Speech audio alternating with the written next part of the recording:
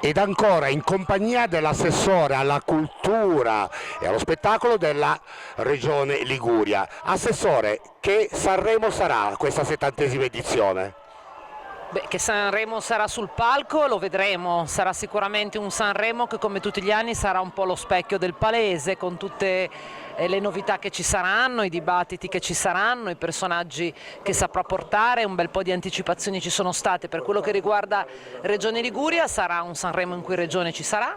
abbiamo già dato delle anticipazioni di contenuto di quello che sarà il nostro spot, ovviamente non di immagini, la prima sarà questa sera e sarà una presenza di Regione Liguria di promozione, perché ci crediamo che sia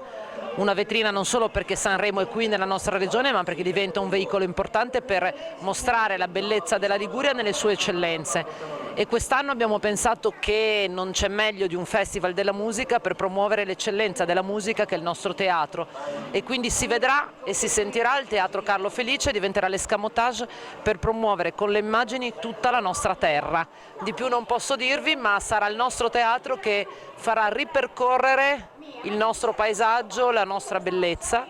e sarà davvero l'eccellenza ritrovata e sarà una sinfonia di emozioni e di note.